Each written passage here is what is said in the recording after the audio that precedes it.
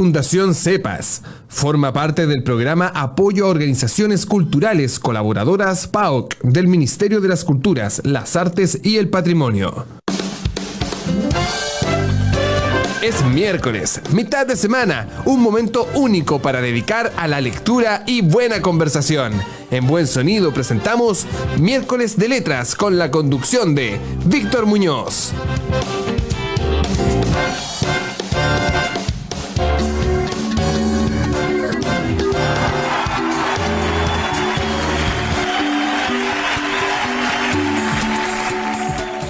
Hola, hola, ¿cómo están? Bienvenidos, bienvenidas, ¿cierto? A este nuevo programa de conversación, nuestro ya queridísimo Miércoles de Letras, como siempre, ¿cierto? Con interesantes invitados.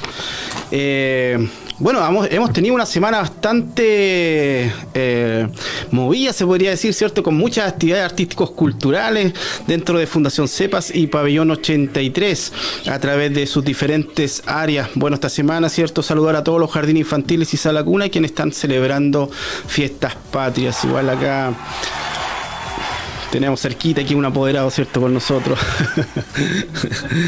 Así es que ahí le damos las gracias, ¿cierto?, igual por hoy día participar en las actividades de Buen Retiro. Igual saludar al equipo de cultura de Fundación CEPAS, siempre nos está apoyando, ¿cierto?, desde Lota y en el Centro Cultural Comunitario Pabellón 83. También saludar a nuestra directora ejecutiva, Pamela Uriarte Lagos, quien siempre está dispuesta a apoyar las diferentes actividades que tiene Fundación CEPAS. Igual también saludar a Andrea Torres, ¿cierto?, nuestra coordinadora de cultura. Bueno, ya para comenzar, ¿cierto?, hoy día miércoles 14 de septiembre vamos a tener un invitado de lujo, un invitado centroamericano, ¿cierto?, que tiene una gran trayectoria en las letras, ¿cierto? Él también es abogado, así que ahí un ratito más los vamos a nombrar, ¿cierto? Los vamos a invitar a que pueda participar con nosotros. Bueno, para comenzar ya, ¿cierto?, este conversatorio, este miércoles de letra, vamos a presentar a los dueños de casa, nuestros panelistas estables. Bueno, como siempre la nombro, ¿cierto?, nuestra reina acá de las letras, nuestra amiga Lidia Mancilla, ¿cierto?, nuestra antologadora, ¿cierto?, poeta y escritora de acá de la zona. ¿Cómo está, señora Lidia? Bienvenida. Aquí media porreada hoy de salud, pero bien y que pase luego la fiesta. Septiembre a mí me deja coja porque septiembre es bipolar, me deja mal. Así que quiero que septiembre se vaya luego para enfrentar octubre con otras posibilidades y otras cosas que nos da la vida. Así que bienvenido a todos estos hombres panelistas y al invitado. Acá la ciudad Lidia, ¿cierto?, como cada miércoles, sacando ahí la cara por las mujeres. Tan importante la mujer en nuestras vidas. Por supuesto, también nos acompaña Humberto Lago, ¿cierto?, nuestro abogado, poeta y escritor, también nominado a Premio Nacional de Literatura. ¿Cómo está, Humberto? Bienvenido. Hola, Víctor, un abrazo cordial para, primero el Chaco de la Pitoreta, para Héctor, para Jaime, un gran abrazo, Lidia, naturalmente, y contentos de poder haber restablecido el diálogo que se interrumpió la vez pasada para hablar con un invitado tan relevante como es Héctor, que tiene tantas cosas que compartirnos. Así que feliz de estar aquí, saludar naturalmente a quienes nos están viendo y escuchando. Por supuesto, muchas gracias a usted también, don Humberto, por estar con nosotros, ¿cierto?, apoyando este programa de Fundación CEPAS y el Centro Cultural Comunitario Pabellón 83 de Lota. Bueno, se nos acaba de unir, ¿cierto?, también ahí nuestro amigo Jaime Mañan, geógrafo y poeta de la Ciudad de los Vientos. ¿Cómo está, don Jaime? Bienvenido. Hola, Víctor, hola a todos y a todas, ¿qué tal? Aquí estamos en un día casi primavera, pero ya saliendo ya de la tristeza del invierno. Y esperando, bueno, lo que venga a futuro de esta nueva primavera. Por supuesto, y preparándonos también, ¿cierto?, para esta primavera, ahora este fin de semana largo que tenemos acá, celebrando nuestras fiestas patrias. Bueno, como les contaba anteriormente, ya lo tenemos al aire, ¿cierto?, nuestro amigo Héctor Flores Asiego, ¿cierto? Él es abogado, escritor, más conocido también como Chaco de la Pitoreta, ¿cierto? Ahí más o menos nos va a explicar un poquito de dónde viene ese seudónimo. Un amigo bastante interesante, ¿cierto? Conversamos antes del programa. Bueno, ahí nos conocemos, ahí algunos amigos en común, ¿cierto? De Honduras, que también vamos a tocar el tema y vamos a saludar. Así que bienvenido, Héctor, bienvenido nuestro amigo hondureño, abogado y poeta Héctor Flores. Para mí es un enorme gusto compartir con ustedes desde esta Centroamérica tan diversa. Llegar hasta el sur de América es sumamente importante, y llegar en estas condiciones, en las condiciones que le permite la poesía y en las condiciones que nos permite el compromiso y la causa por el sueño de la América desde la virtualidad, la verdad es que creo que es una cosa que tenemos que celebrar, porque en definitiva el mundo nos está cambiando. Por supuesto, Héctor. Y justamente el mundo está cambiando a través de esta señal, ¿cierto? Estos programas en vivo, estos programas en vía Zoom, con las diferentes transmisiones a través de nosotros. Por ejemplo, estamos acá en Buen Sonido, ¿cierto? Por la señal en vivo, Facebook Live, ¿cierto? De Buen Sonido. También estamos por la señal 6 y 38 de Mundo. ¿Me corrigen cuántos 30, canales? 30, canal 30. Canal 30, ¿cierto? De Mundo. 200. Y 200 canales a nivel nacional. Mira, 200 comunas. 200 comunas justamente. Estamos ya llegando. Se está poniendo muy interesante nuestro programa, y sobre todo también todos los cariños, ¿cierto? Que nos envían, los abrazos, los mensajes a través de nuestra página web de www.cepaz.cl, y además también justamente con Pabellón 83. Bueno, pues ya para comenzar, ¿cierto? El día de hoy tenemos este miércoles de letra para conversar sobre la poesía como una herramienta social. Justamente Héctor nos conversaba esto de acercar también los pueblos a través de la literatura, y cómo también se utiliza, ¿cierto? Esta literatura como herramienta social para también potenciar los pueblos. Héctor, tú con tu experiencia, ¿cierto? Con toda la trayectoria que tienes ahí en Honduras y bueno, y en otras latitudes también donde has estado, ¿cómo te ha servido a ti la poesía, ¿cierto? O la literatura como una herramienta social? Creo que lo primero que me queda claro es que ha sido precisamente en el arte y dentro del arte, en este espacio de la poesía, donde mi sensibilidad humana se ha desarrollado más. Encontrarme, por ejemplo, con gente muy comprometida en el mundo social, pero además verles de manera tan apasionada en las letras y en la poesía, provocó que yo, joven todavía, encontrara el gusto, el placer por hacer esa combinación de la poesía con el mundo social, y después convertir mis condiciones, mis aptitudes de poeta y mi poesía en una herramienta, en un instrumento de cambio social.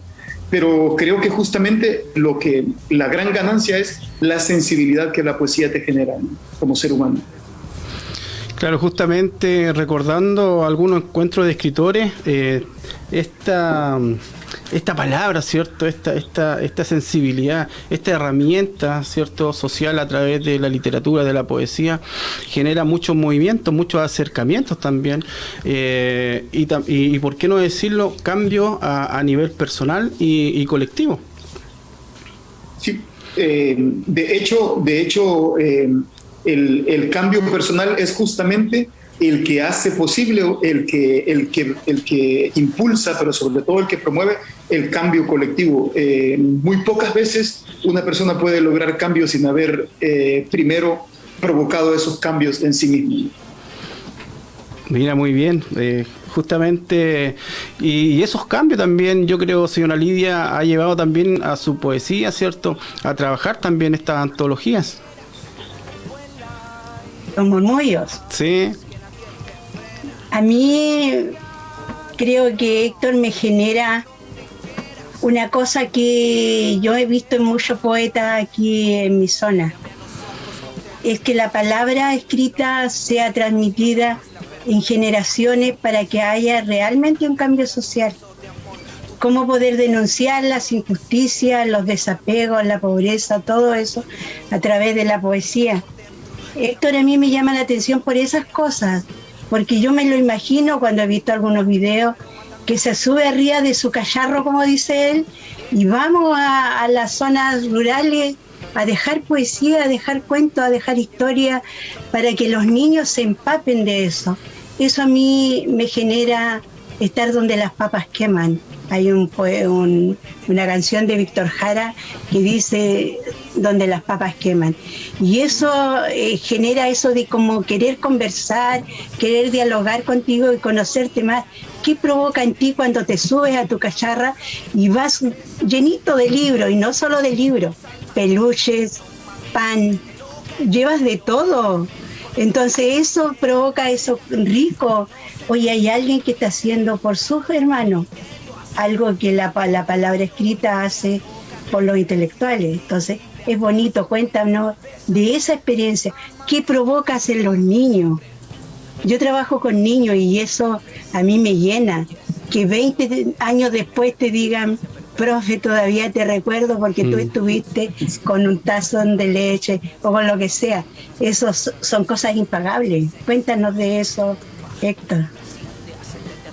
Y yo no te voy a decir qué provoco yo en los niños, sino más bien te voy a responder diciéndote qué provocan ellos en mí cuando llego a una aldea y los primeros que llegan son los niños, y los primeros que llegan a descargar las cajas y a colocar los libros son los niños, y los primeros que se ponen a intentar garabatear palabras son los niños, especialmente en un país como Honduras, en donde la literatura no es parte de los derechos humanos, en donde la literatura no tiene importancia, en donde las bibliotecas ni siquiera están en el imaginario del Estado, pero sobre todo en las comunidades en donde tener un libro no existe ni siquiera en el imaginario particular de una familia, porque acá se conocen dos libros. Se conoce la Biblia, porque los evangelistas, los evangelizadores, ellos sí han llegado a todas las comunidades de Honduras con su Biblia y han ido a hablar de la Biblia. Y también se conoce un libro en particular, que es un libro acá le decimos Nacho, que era un libro escolar que servía para la educación radiofónica, y entonces mucha gente escuchaba la radio y cuando venían a las aldeas compraban ese libro. Lo que a mí me provoca es esa esperanza, porque estoy aprendiendo a familiarizarme con el término de que en Honduras sí se lee. El problema es que la gente no tiene las condiciones para leer. A menudo le vendemos la idea al mundo de que somos un país ignorante y que no tenemos gente que lea, pero la gente no tiene condición de lectura, no porque no quiera, sino porque no hay libros a su disposición. Entonces, cuando yo llego a las comunidades y en esas comunidades los libros están gratuitos y la gente los puede agarrar y la gente los puede leer, la gente lee todo el día. Es más, hay comunidades, Lidia y amigos acá acompañándome, en los que me ha tocado quedarme a dormir. Siempre va en mi carrito viejo en una tienda de campaña y un colchón inflable, porque ha habido veces que es tanta la demanda de lectura que me tengo que quedar hasta largas horas de la noche, y viviendo en Honduras hay distancias que a esas horas es mejor no recorrerlas, entonces prefiero dormir en una tienda de campaña, en el patio de la escuela o en el patio del solar de una casa, y seguir compartiendo el siguiente día con la gente. Esa sensación de esperanza que a mí me deja ver a esos niños leyendo, ver a esas mujeres leyendo, es la misma sensación de dolor que me provoca encontrar también a hombres adultos que no saben leer, pero que se convierte en esperanza cuando miro que agarran el libro y se acercan donde un niño y le dicen: ¿y este libro qué es lo que dice? Y ponen a un niño a leer a ellos. Yo con eso me doy por servido, yo con eso me doy por satisfecho, créeme lo que cualquier sacrificio, cualquier cansancio del camino se acaba cuando entras en contacto con ese tipo de experiencias. Aquí en Nicanor Parra decía de que la poesía es un artículo de primera necesidad. ¿Te imaginas? Ojalá lo entendamos un día. Claro, yo pienso mi mundo, para hacerlo más pequeñito, sin poesía yo creo que me seco. La necesito. Necesito esa hambre que provocan las palabras reunidas. Escucha, yo te felicito porque me imagino cuando yo te veo ahí en tu tremenda biblioteca, que supongo que llegará del mundo entero, todavía no te envío los míos, pero ya llegarán y ha sido un gusto escucharte, Héctor. No sé, Humberto, ¿quieres preguntar algo o decirle algo? Pues naturalmente, escuchando con suma atención a Héctor, al Chaco de la Pitoreta, que vas a tener que explicarnos a todos, Chaco de la Pitoreta, por qué te llamas así. Pero sobre todo la preocupación de comunicar, de hablar de la poesía como una forma de lenguaje que comunica íntimamente. Cuando tú hablas del tema del conocimiento de la Biblia en serio tiene mucha poesía, y es una forma importante de comunicación, pero hay que abrirse a los otros espacios. Me llama mucho la atención, Héctor, el tema, por ejemplo, dentro de tu currículum aparecen el tema de cultivar las décimas como poesía. Las décimas acá en Chile, hoy en estos días de fiestas patrias, están de moda. A mí me toca mucho participar con campesinos hablando del tema de las décimas, una forma muy, muy creativa de comunicar la poesía. La poesía acá en los tiempos dictatoriales fue un factor de liberación, de libertad, de comunicación. Sigue siéndolo. Tenemos poetas, tenemos premios nacionales y premios internacionales, premios de literatura, premios Nobel de literatura. Sí. Entonces, para nosotros hay mucha nutriente desde el punto de vista de la educación, desde la niñez, para entrar en los caminos de la poesía. Y eso es lo que a mí me llevó a plantear, a escribir numerosos textos, y como recién se mencionaba, hasta hace pocos días fui candidato al Premio Nacional de Literatura. Se lo asignaron a otro destacado escritor y novelista, pero ya me llamaron los alcaldes de mis comunas para decirme que de inmediato vamos a empezar la otra campaña. Yo me divierto con ellos. Pero lo cierto es que yo cuando leo en tu currículum el tema, por ejemplo, de décimas a mi Cristo roto, ¿qué estás diciendo allí en tus décimas? Yo vivo en un país que se llama Honduras, en el que muy a menudo el principal detractor de los procesos literarios, especialmente cuando los procesos literarios le apuntan a la transformación social, es la academia. Entonces, por lo general, cuando se refieren a una persona como yo, lo primero que suelen decir es un verso librista, pero así como utilizando la terminología en referencia a es alguien que escribe sin preocuparse por la calidad, sin preocuparse por la técnica, por la métrica. Entonces, cuando yo entro en el mundo de la literatura, yo me convenzo que lo primero que tengo que hacer es, antes de decidir mi estilo, conocer los demás estilos que hay. Y la décima se matricula conmigo precisamente por eso, porque entre todos los otros estilos que hay, yo me sentía identificado por las décimas, me sentía identificado con las décimas.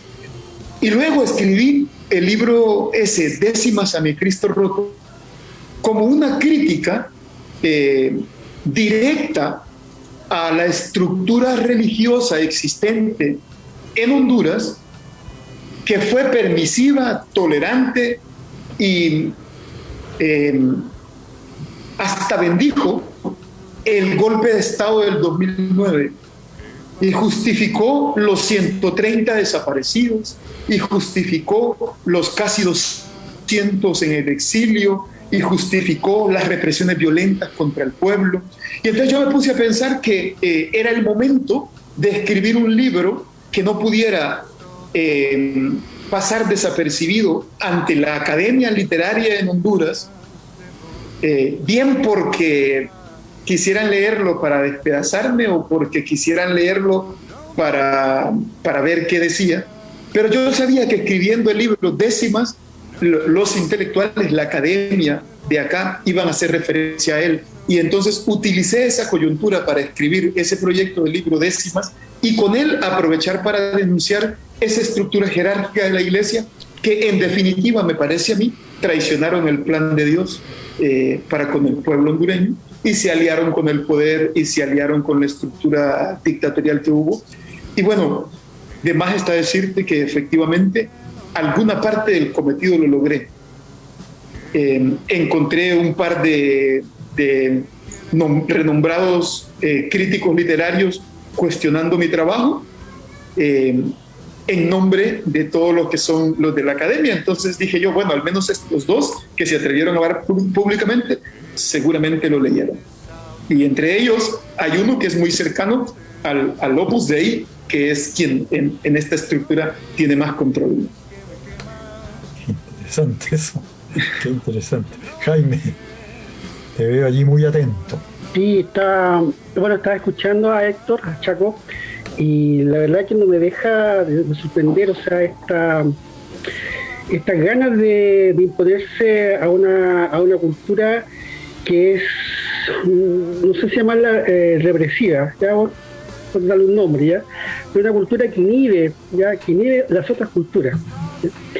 Y la verdad que como se lo comentaba un día en este mismo programa al maestro Santiago Vázquez, poeta salvadoreño, ¿no? que después de haber estado, o sea, de haber visitado Guatemala en algún momento, haber compartido con amigos de Guatemala, Honduras, El Salvador, que me queda tan latente algo que una vez dijo un poeta, que era como que hay que ser bien hombre y bien mujer para nacer y vivir en Centroamérica, ¿ya? Entonces, bueno, es como terrible, digamos, tener que lidiar día a día con esa espiral de violencia, esa espiral de subyugación. Y bueno, el otro día, buscando algunos de tus poemas, Héctor, encontré uno y lo voy a leer, me va a disculpar si a lo mejor no lo voy a leer con el énfasis que tú podías leerlo, una pequeña, un par de estrofas. Para cuando se apague la luz, yo voy a estar ahí, sin complejos, sin miedo, sin reclamos. Y no harán falta las palabras, ni los intentos, ni las miradas. Habremos aprendido lo suficiente como para romper nuestros silencios sagrados. Me llama la atención y eso te quería consultar. Como poeta, ¿qué aspiras? ¿Cuál sería tu ideario ya en este periplo de vida, considerando la poesía como herramienta social? ¿Cuál sería tu final antes que se apagara la luz? Yo tengo dos aspiraciones personales y tengo una muy colectiva. La primera aspiración personal es: me quiero morir en paz, sabiendo que he hecho todo lo que me ha sido posible y que he sido feliz haciéndolo, o por lo menos intentándolo. La segunda aspiración personal es: sueño con la posibilidad de que mis hijos crezcan, se desarrollen y vivan en el país que yo hubiera querido habitar. Yo soy un hombre afortunado. Yo estoy donde estoy porque encontré la gente correcta en el momento justo, pero no porque este país me haya dado las oportunidades, me haya construido los espacios o me haya permitido los enlaces, porque este país sigue siendo exclusivo y sigue marginando a quienes nacemos en los estratos sociales bajos. Y la tercera aspiración que tengo es que yo creo firmemente en que se hace importante romper con la dicotomía esa que imponen las fronteras. Nosotros somos Latinoamérica, nosotros somos Centroamérica, nosotros somos América, pero sobre todo nosotros somos un pueblo hermano, y no es posible que nosotros tengamos menos privilegios que las mercancías para movernos por nuestros pueblos. Sigo soñando, sigo creyendo, sigo apostándole a ese proyecto morazanista de una integración de Centroamérica, de una integración de América, y sigo creyendo que la poesía es uno de los instrumentos que puede hacer eso posible. Si no, miren este momento ahora, estamos hablando de poesía sin fronteras, sin tiempo, sin distancia. Ojalá geográficamente esto también un día sea posible entre nosotros. Esperemos que sí sea. Por supuesto, por supuesto. Tú sabes que yo te sigo los jueves. Sí. Lo que Tengo 3 acabas jueves de sin hacer programa, por cierto. Lo que tú acabas de decir, yo lo veo en los comentarios de los que te siguen, que son del mundo entero. Sí. Esa energía que tú irradias para tus invitados, estén o no estén en tu biblioteca, yo creo que es tremendamente constructiva y está por encima de la frontera, está por encima de las palabras y de los decires. E inclusive yo me gusta escuchar que hay otras personas que tienen un nivel cultural alto y son capaces de bajar al pueblo para que construya una buena lectura, porque los académicos no lo hacen. Yo he escuchado programas que, a pesar de que no me siento tremendamente culta, pero más o menos entiendo el lenguaje, pero no entiendo nada. Y me están hablando simplemente del mar, un tema que yo amo, y no logro entenderlo. Entonces, cuando uno escucha a tu invitado o te escucha a ti mismo, que el nivel educacional es tan importante para ir construyendo, pero dejar que los demás puedan leerlo al alcance de lo que uno dice es fabuloso. Porque imagínate si fuéramos capaces de bajar nuestro nivel cuando uno va a una población pobre económicamente, y bajar el nivel y entregar simplemente que el mar es bello. No sé, son imágenes tan preciosas, pero sin desmerecer a los académicos, ¿cierto? No lo entienden. Ese acercamiento que nos comenta Lidia justamente es lo que queremos hacer nosotros en este programa, en Miércoles de Letras, ¿cierto? Si bien invitamos a muchos académicos, expertos, ¿cierto?, en literatura, en poesía, pero justamente una vez lo estuvimos conversando con Humberto, igual con Jaime, que el vocabulario, ¿cierto?, lo bajaban justamente para eso, para conectarse con las personas, ¿cierto?, conectarse con la comunidad a través de las palabras. Y claro, justamente cuando uno puede participar o ser parte de algún encuentro de escritores o de poetas, justamente hay una poesía que no se entiende, y que si no la entendemos nosotros que estamos insertos en esto, ¿qué podemos esperar también de a lo mejor de las comunidades? Por eso es importante esto de la literatura, entregarla como una herramienta justamente social a través de la escritura, pero justamente que llegue a las personas, que eso es lo más importante. O sea, si escribimos para nosotros, ¿de qué nos sirve? Sino que esta herramienta hay que entregarla, ¿cierto? Y también justamente para poder tener un pensamiento crítico con relación a lo que está pasando, a todos estos movimientos sociales, ¿cierto?, a todos estos cambios también que tiene cada país. Es interesante, nosotros de acá de Chile siempre estamos conversando, dialogando, ¿cierto?, sobre también el movimiento social en Honduras, a través de nuestros amigos, ¿cierto?, de Santa Bárbara, amigos que también ahí tenemos amigos en común, ¿cierto?, con Candelario Reyes y Lupita, a través del Centro Cultural Ibueras. Así que siempre estamos atentos a todo lo que está pasando allá en Honduras.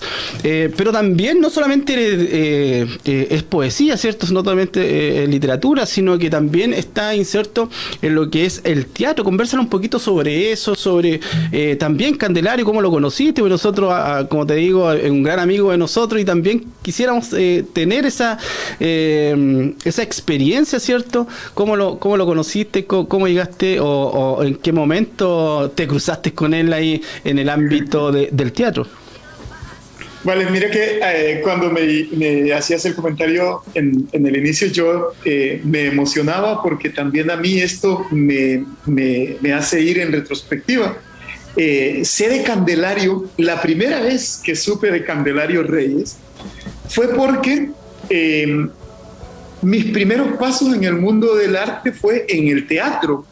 En Tocua, Colón, que es una zona al norte de Honduras, en el Valle del Aguán, famosa por la discriminación social, persecución contra los campesinos, desaparecidos, pero sobre todo por la criminalización de la lucha por la reforma agraria. Nosotros, los niños de aquella época, encontramos en el teatro una manera de hacer denuncia también. Entonces yo me integré a un grupo de jóvenes que se llamaba Manacal, grupo de teatro Manacal, y con el grupo de teatro Manacal dramatizamos una obra que se llamaba Adiós mis flores. Y Adiós mis flores es una obra de la autoría de Candelario Reyes. Candelario Reyes, que vive en el otro punto de Honduras, acá en Santa Bárbara, se da cuenta que nosotros tenemos la obra suya montada y nos invitan a un festival de teatro que él organiza en Santa Bárbara, que se llamaba Festival de Teatro por la Paz José María Tobías Rosa. Estoy hablando del año 1992. Entonces yo tenía 11 años. Y así conozco a Candelario Reyes, con el grupo de teatro. Candelario empieza a colaborar con nosotros también para ayudarnos en el montaje. Después nos daba más obras, nos daba consejos de cómo hacer. Y así fuimos llevando el teatro. Un tiempo después, yo conozco a Candelario porque dentro de la Compañía de Jesús, que es el espacio donde yo crecí profesionalmente, pero además donde maduré mucho mi conciencia social y política, Candelario fue un vínculo entre todo este tema que tiene que ver con la educación popular, que a mí me sirvió de muchísimo y me sigue sirviendo para ir a las comunidades, pero además con todo esto que tiene que ver con el desarrollo de la organización social comunitaria. Y entonces hemos entrado a enlaces ya no solo por la poesía y por el teatro, sino también por el trabajo de desarrollo social. Así es que yo tengo estos vínculos con Candelario y desde entonces seguimos en contacto. De hecho, Candelario acaba de presentar dos proyectos literarios nuevos en los que nos hemos encontrado ahí en Santa Bárbara y hemos coincidido en algunas antologías, especialmente en una dedicada a nuestra mujer mártir, Berta Cáceres, que se publicó por el Grupo Cultural Coquimbo recientemente. Claro, igual tiene su programa, El Yerbero, donde lleva igual interesantes invitados ahí, amigos de Honduras y también de Latinoamérica. Justamente tocamos este tema porque la literatura, como dices tú, los libros en Honduras igual es un poco difícil encontrar, sobre todo en las comunidades más alejadas. Por lo mismo, me recordaba un poco el Centro Higuera porque él hace eso, el acercamiento, ¿cierto?, de las artes, de la literatura a través de estos centros culturales que tienen ellos, ¿cierto?, dispersos ahí en la ciudad. Y también muchos niños han salido de ahí y que ahora ya son profesionales que justamente con aporte, con becas, ¿cierto?, del Centro Higuera han salido adelante. Y mira esta experiencia, igual como lo recuerdas tú, que también te sirvió como una herramienta social justamente con el tema que estamos tocando hoy día. Yo te diría que lo que hace el Higueras, por ejemplo, debería de ser como el pan de cada día. Por eso de poner los libros, de llevar la literatura, de abrirlo a las aldeas, de acercarlo a la gente. En Honduras, comprar un libro es un lujo. el libro más barato que te puedes comprar en Honduras cuesta 200 lempiras. Y 200 lempiras son $10. Y $10 es el salario que gana una persona por 2 días de trabajo en este país, que gana $5 diario, que gana 100 lempiras diario. Entonces, ¿quién puede gastar 200 lempiras en comprar un libro cuando tiene que destinar ese dinero para que coma la familia, para que tenga salud la familia, para que tenga educación la familia? Por eso la necesidad de poner a disposición los libros y de encontrar y reconocer eso como una tarea impostergable es sumamente importante, y qué bueno que acá se haga, especialmente porque cada vez es menos posible que se haga desde las coyunturas oficiales del Estado como tal. Por supuesto, por supuesto. Bueno, y ahí nuestros amigos, ¿cierto?, de Centro Cultural Ibuera están dispuestos a apoyar, ¿cierto?, en lo que tiene que ver justamente con la literatura, el arte, en estos centros que tiene, ¿cierto?, ahí en Santa Bárbara. Así que le enviamos un gran saludo, un abrazo, ¿cierto?, a todos los amigos del Centro Ibueras en Honduras. Señora Lidia. Me quedé para adentro, no hay yo qué decir.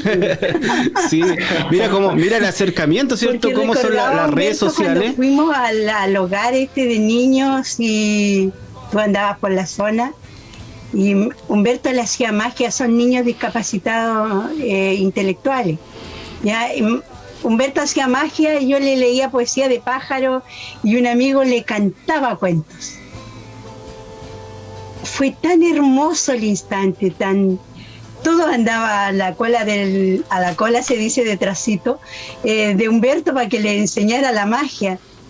Oye, habitualmente nosotros en forma personal me lleno de esas actividades y me hacen estar vigente y me hacen protestar más también, porque uno se nutre de esas cosas, de esas entregas que te va dando la vida. Cuando tú hablas de lo difícil que es, yo no hace mucho puse al lado afuera de mi casa una mesa grande y puse más de 200 libros a disposición de los vecinos, porque murió un vecino y me vinieron a dejar toda la biblioteca. ¿Qué hago yo con tanto libro? Y lo puse al lado afuera de mi casa y los vecinos vinieron a buscar. Quedaron los medios coloraditos, no se lo llevó nadie, pero eso me lo guardé yo. Eso me lo manda a mí. Eso me lo guardé yo. Y lo volví a leer y volví a enfrascarme de esas cosas, de querer hacer, de querer entregar, porque es difícil, no es fácil. Yo por el panorama, por lo que tú hablas, porque lo que dices, yo no he vivido eso en mi país. Yo he tenido las puertas abiertas para los colegios, para los vecinos, para las juntas de vecinos. Entonces me pongo en tu espacio, en tu lugar, y creo que no podría entrar, porque mi forma de ir dejando la literatura también es barrial. También es donde las papas queman, no soy de los colegios bonitos, yo voy donde se necesita. Entonces, es complicado lo tuyo, Chaco de la pitoreta. Sí, ahora sí. Cuéntanos qué quiere decir la pitoreta, ¿es algún espacio físico? Es que ya estoy metida, po. Hay una anécdota bien particular en ese nombre. Escribo con seudónimo porque los primeros libros que publiqué, entre ellos uno que se llama Versos para leer desde las trincheras, es un libro políticamente hablando muy fuerte y de contacto directo hacia un empresario que en Honduras tiene, él ya no porque ya murió, pero su familia sigue manteniendo el emporio económico más fuerte de la región, y además uno de los emporios más dañinos contra el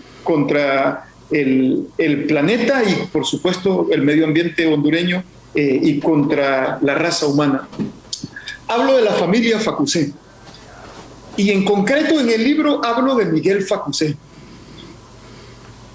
que traducido en este tiempo Miguel Facusé es Lemir Pérez, su yerno, que es el responsable del trabajo minero en el Aguán en el que yo me crié, que tienen el descaro, por ejemplo, de destruir una reserva ecológica que además está protegida por ley en el Estado, pero que, dicho sea de paso, pertenece ancestralmente a un pueblo indígena que es el pueblo Pech, y que en la medida en que van arrancando material para buscar el metal precioso con el que ellos se enriquecen, destruyen la historia arqueológica que ese pueblo dejó ahí, y tienen la venia del gobierno, y tienen la venia del Estado, y tienen la venia de la cooperación internacional, y tienen la venia del derecho internacional. Contra esa gente escribí yo el libro, y entonces el primer consejo que me dijeron fue: mira, jurídicamente si pones tu nombre hay un lío, porque es tu palabra, entonces estos se pueden inventar cualquier cosa para proceder legalmente y levantarte un proceso judicial, y usa seudónimo. Y yo pensé, el mejor seudónimo que tengo es mi apodo de infancia, que es Chaco. En Honduras es Pájaro Carpintero, que en mi región se le dice Chaco. Mi hermana me dice Chaco desde chiquito porque yo destruía mucho su jardín con el machete, y ella cada vez que se enojaba me decía: pareces Chaco, que era como decís, pareces Pájaro Carpintero.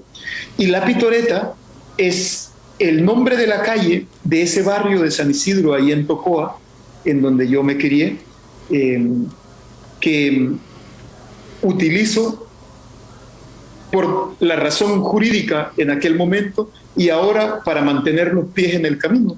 Cada vez que veo un libro y ahí dice Chaco de La Pitoreta, me acuerdo del muchacho del barrio, me acuerdo de la gente del barrio, me acuerdo del compromiso del barrio, y eso me permite, eso logra que yo siga manteniendo vigente esta idea de que mi crecimiento personal no es un logro particular, es el sacrificio de ese pueblo del que yo nací.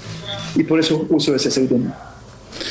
Bueno, había muchos decires de Humberto y de Jaime, porque conversaban el porqué de tu seudónimo. Humberto. Bueno, es muy, muy interesante escuchar a Héctor, al Chaco de La Pitoreta. Yo he estado allá en Honduras hace años, también en Centroamérica, por razones de derechos humanos. Me invitaban ahí y yo iba siempre a eso, a ver en qué uno podía ayudar. Pero a mí me impresiona muchísimo lo que Héctor dice respecto del tema poético como camino para poder testimoniar, para poder reflejar la verdad del contexto que se vive, para comunicarlo. Me impresiona también la carencia de libros. Así que yo me voy a sumar a ti, Lidia, en el sentido de enviar también algunos libros. Me van a dar la dirección, enviar algunos libros de mi autoría y otros más para hacerlos llegar allá, Héctor, y que tú dispongas con toda libertad de ellos. Me llama la atención, como te decía delante, el tema de las décimas, que acá desde lo profundo de las raíces campesinas han sido factores de liberación. Cómo decir las cosas, cómo hablar de ellas. Me llama, por ejemplo, también la atención el tema de la pluralidad de acciones que tú realizas desde el punto de vista profesional, desde el punto de vista de la estética, desde el punto de vista educacional, de la poesía, de la literatura. Y quería preguntarte, con el colectivo cultural Atrapados en Azul. Me llama mucho el azul porque hay por ahí un libro mío que se llama Azuledad, que es un neologismo, pero me llamaba mucho la atención las tareas culturales que ustedes realizan. Entonces me gustaría mucho que nos pudieras hacer algunas referencias a Atrapados en Azul. Atrapados en Azul es un proyecto que nace cuando yo vine a la ciudad del Progreso. Me encontré con un grupo de muchachos acá que también les gustaba la poesía y a otros les gustaba cantar. Coincidentemente decidimos juntarnos en las aceras y ahí cantar y leer poesía, y lo hacíamos juntos. Y luego tomamos la decisión que eso que hacíamos en la acera para satisfacernos a nosotros, lo íbamos a hacer en los parques, lo íbamos a hacer en las calles, lo íbamos a hacer en las aldeas. ¿Cuál era la intención en ese momento? Pues para nosotros no era no era ninguna otra más que compartir lo que creíamos que sabíamos hacer, escribir poesía y cantar canciones. Con el tiempo nos dimos cuenta que eso también atraía a otros muchachos y permitía que a otros muchachos y muchachas se interesaran en hacer canciones y en escribir poesía. El colectivo Atrapados en Azul tiene ese nombre porque en esa misma época, en España, un cantautor español que se llama Ismael Serrano publicó una canción que a la vez era el nombre del disco, que se llamaba Atrapados en Azul. Y él hacía referencia a la gente, en esa canción hacía referencia a la gente que todavía vivía en la sombra, el impacto y generado por la época franquista. Y resulta que en Honduras, en esa misma época, funcionaba lo que se llamaba el DIN, la DGIC, que era la policía, los órganos de investigación, que más que órganos de investigación eran órganos represivos del Estado en contra de todo aquello que quisiera hacer movilización social, que quisiera exigir derechos humanos, que quisiera exigir respeto por la vida y la diversidad ambiental. Entonces nosotros dijimos, que muy tan parecido es aquello a lo que estamos viviendo nosotros acá, que de ahora en adelante, como estamos haciendo este discurso de convertir la poesía nuestra en poesía social, la música nuestra en música social, vamos a reivindicar ese nombre Atrapados en Azul, porque estamos igual viviendo en épocas antiguas, en condiciones antiguas, pero en realidades modernas bastante parecidas. Y porque en definitiva, de una u otra manera, todos éramos darianos. Amábamos a Rubén Darío, amamos a Rubén Darío, y entonces en ese modernismo de Rubén Darío se abrazaba también, en el proyecto azul de Rubén Darío se abrazaba también nuestra poesía. En esas dos coyunturas es que nace el proyecto Atrapados en Azul. ¿Qué tenemos ahora con el proyecto Atrapados en Azul? Tenemos un proyecto de recuperación de los espacios públicos. La violencia se ha robado los espacios públicos en Honduras, pero no es una violencia cualquiera, es una violencia intencional. De hecho, al gobierno le conviene que la gente tenga miedo de estar en las calles, porque entre menos ganas tienes de estar en la calle, más posibilidades hay de que las autoridades que forman parte de los gobiernos de Honduras se tomen las calles para practicar desde los poderes ocultos del crimen organizado sin que haya testigos. Pero además porque si la gente no está en la calle, si la gente le pierde el interés a la calle, la gente no va a reclamar esos espacios y entonces pueden hacer con esos espacios lo que les dé la gana.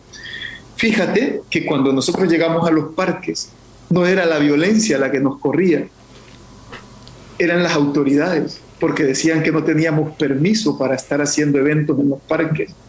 No eran los pandilleros, no eran los vagos, no eran los del crimen común los que nos corrían. Es más, no nos robaban las guitarras, no nos robaban el sonido que llevábamos, ni nos llegaban a cobrar multa. Era el policía municipal, era el policía civil, era el ejército el que llegaba a decirnos que no podíamos estar ahí porque no habíamos tramitado ante la autoridad un permiso para estar.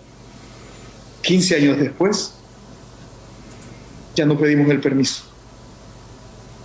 Vamos, nos tomamos el parque, hacemos la lectura de poesía, regresamos a nuestros espacios y vamos a otro lado.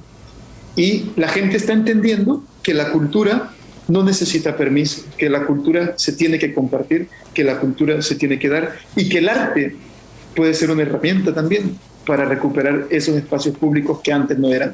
Hoy la gente se sienta con nosotros en el parque a escuchar poesía y no tiene miedo de que vayan a llegar los delincuentes, porque saben que donde hay poesía y donde hay música, por lo menos en estos 15 años, nosotros hemos experimentado experiencias de delincuencia común. Hemos experimentado experiencias de desalojo por parte de la autoridad, pero no por el crimen común. Y eso es Atrapados en Azul. Además, Atrapados en Azul es un nombre poético bellísimo. Es como el otro encuentro internacional que ustedes realizan allá. El de la espera infinita. De la espera infinita. Poetas de la espera infinita. Tiene yo tengo que toda la definición poética que uno puede buscar. Yo tengo que decirte, Humberto, Jaime, Lidia y Víctor, que en aras de la verdad, en este momento estoy sentado en el escritorio de la Casa de la Cultura y Museo del Progreso. Hace 3 meses a mí me dieron en el municipio la responsabilidad de gestionar la cultura ahora desde la Casa de la Cultura. Es la decisión más difícil que he tomado porque no hay nada más complicado sobre la faz de la tierra que gestionar la cultura desde la burocracia estatal. Entiendo. Pero es un desafío, ¿eh? Un desafío. Exacto, Humberto. Es muy difícil. Yo aposté desde el golpe de Estado del 2009, aposté todos mis esfuerzos a la recuperación del país y en esa recuperación siempre dije a la reinvención de este país. Entonces, si a mí me dan esta oportunidad y yo no la tomo, yo no tengo derecho a cuestionar los procesos que se hagan en el país porque me dieron la oportunidad y no la acepté. Pero hoy estoy sentado aquí y me estoy ganando el derecho a cuestionar la estructura política de mi país el día que yo sienta que esa estructura política está traicionando el sueño por el que lucharon un montón de personas durante los últimos 12 años de dictadura narcomilitar que tuvimos en el país. Me estoy ganando el derecho y por eso estoy aquí. Y me voy a ir con la misma libertad con la que vine el día que sienta que este proyecto ya no es el proyecto por el que luché. Y ahora vuelvo para contarte lo de el encuentro de la espera infinita, que espero yo este año 2023 sea presencial y ojalá ustedes 4 sean los representantes de Chile aquí en el Progreso Lloro. ¿Ve? Mira qué bonito, ¿va? A Lidia se lo he propuesto ya por la 3ª vez consecutiva. Ahora ya están ustedes listos para acompañarla. Voy a ir. Entonces, el encuentro de la espera infinita se llama Encuentro de la Espera Infinita porque hace apología a uno de los mejores poemas que creo yo se han escrito en la literatura hondureña, que se llama El Poema de la Espera Infinita y que lo escribe un hondureño que se llamaba Jorge Federico Travieso, que murió en Río de Janeiro, Brasil, en 1953, muy joven, tenía 30 y tantos años, se suicidó, porque la Honduras que él quería no era la Honduras que tenía y porque una manera de deshacerse de lo que él hacía fue mandándolo para allá. Jorge Federico Travieso escribe ese poema y cuando se me ocurre trabajar el tema de un encuentro internacional de poetas en Honduras, cansado de esas cosas que le llaman festivales y que lo que hacen es poner a competir a los artistas entre sí, decidí que este espacio en el Progreso debería de llamarse Encuentro, porque iba a ser un espacio no para competir, sino para compartir. Eso es. No para desmeritar, sino para aportar a la construcción de un proyecto global de poesía en esta ciudad. Nos juntamos 42 poetas de diferentes partes del mundo, leímos poesía fielmente en las calles, en los colegios, en los pueblos originarios, en los espacios públicos de educación, en los espacios públicos de cultura.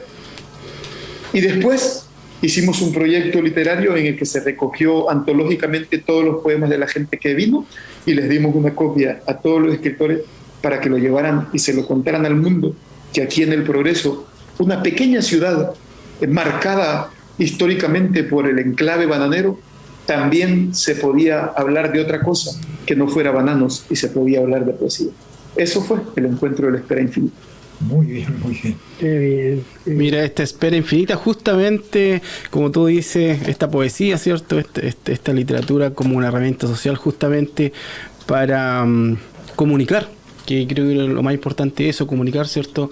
A las personas, a la gente, a las comunidades, todo en el ámbito también justamente de lo artístico, no solamente la literatura, sino que también en lo artístico, ¿cierto? En lo patrimonial. Y justamente en lo patrimonial quería recordar también que hace poquito realizamos la carbonada solidaria en Lota, ya una carbonada que se realiza todos los años a través de el trabajo colaborativo, ¿cierto? Con diferentes personas que colaboran ahí, a don Arturo Vergara y sus amigos que siempre están ahí cada año colaborando con esta carbonada lotina que se realizó el sábado 10 de septiembre en el paseo peatonal de Lota Bajo.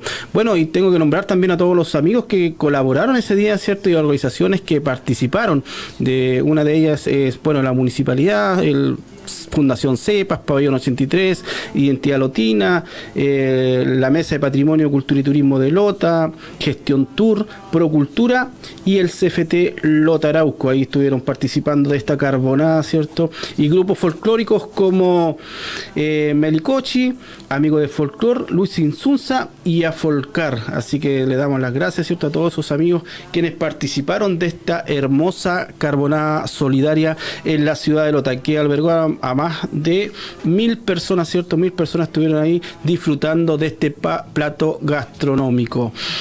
También recordar, ¿cierto?, lo que queda, ¿cierto?, de septiembre, la carretera cultural, donde estamos realizando diferentes actividades. Bueno, se nos viene el miércoles de letras, la Galería de la Memoria y Lota Puertas Afueras en el Carmen. Así que estamos muy contentos con esta cartelera cultural que estamos llevando el mes de septiembre.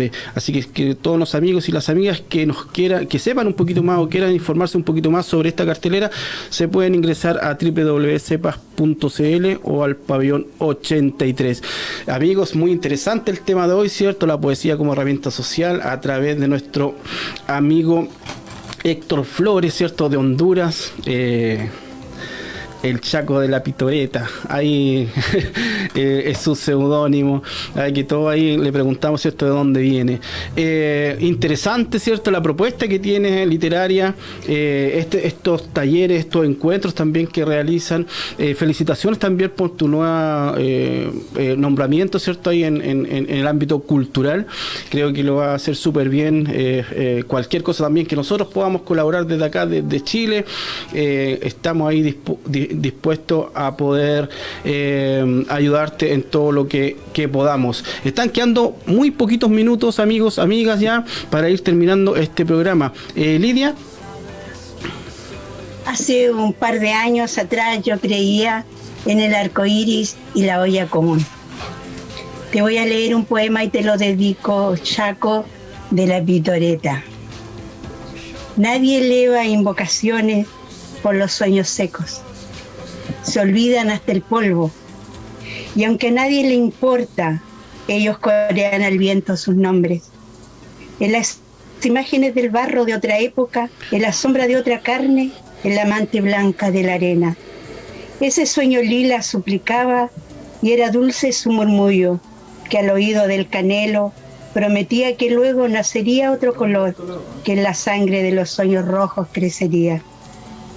Pero ya nadie ruega por los sueños, nadie eleva plegaria por los sueños, nadie escucha la voz de los sueños verdes, nadie rasga el pecho de los amarillos en señal de angustia por los rosados. En el canto del viento ya casi no se detiene en los anaranjados, en los plomos se ha dormido mi era, consolando la carne y próxima a la tierra. Este color quiso ser primavera, ese nunca quiso ser polvo y se quedó entre el ramo de rosas secas. Mientras cae la lluvia elevo una oración por los sueños de los niños, de los tuyos y los míos. Ya no cae la risa entre los tejados, consolando a la carne de los sueños, que en la tierra se ha dormido de plomo, silenciada, mientras cae la lluvia sobre el tejado y anuncios discuten de la suerte del mundo. Elevo una oración por los sueños tuyos y míos, Héctor, para que se te cumplan tus sueños. Con harto cariño de mi libro Amasijo de mi tiempo. Muchas gracias, señora Lidia, muchas gracias. Jaime. Bueno, Héctor, un gusto haber estado contigo. Qué ganas de poder seguir conversando en extenso. Sí. Lamentablemente, sí, muy entusiasmado ya estoy. esta instancia igual tiene que ser acotada. Pero bueno, no faltará la oportunidad, ¿no es cierto?, para poder conversar más largo y... En el encuentro de la espera infinita. Esperemos que la espera no sea infinita, sí, pero...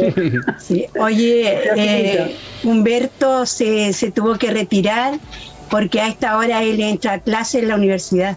Tiene que dar clase, así que Sí. eso es porque no queda otra que hacerlo así. Bueno, desde acá igual le damos las gracias, ¿cierto?, a don Humberto, Jaime, gracias por estar con nosotros, señora Lidia, y bueno, por supuesto a Héctor, ahí que nos pueda igual comentar su intervención acá en Miércoles de Letras. Yo estoy contentísimo de haber compartido con ustedes este rato, pero además estoy muy feliz de encontrar gente que entiende estos temas de la comunicación más allá de la simpleza de emitir sonidos y más allá de la simpleza de comunicar códigos. La responsabilidad que tenemos desde las comunicaciones, desde las artes, desde la cultura en general para con esta América Latina es enorme. Y es bonito saber que allí en Chile, en ese país que... Del Biobío, la región del Biobío. Y en esa región del Biobío, que tanta influencia tienen en esta América central que yo habito, en esta Honduras que yo habito, tenerles y encontrarles todavía ahí, para mí es esperanzador. Gracias por haberme permitido este tiempo. No, gracias a ti, Héctor Flores, ¿cierto? Abogado y escritor hondureño. Bueno, nosotros ya nos estamos despidiendo, ¿cierto? Ya quedan algunos segundos nomás. Agradecer a todos nuestros amigos y nuestras amigas quienes nos siguieron por Facebook Live, buensonido.cl y también por la señal 6:30 de Mundo a través de más de 200 comunas. Así que estamos muy agradecidos por esta sintonía, ¿cierto? Y dar gracias a todos quienes nos apoyan, ¿cierto? Igual a nuestros amigos del Centro Cultural Comunitario Pabellón 83 de Lota y Fundación CEPAS a través de su directora ejecutiva Pamela Uriarte Lagos. Nos vemos en una próxima oportunidad. Chau, chau.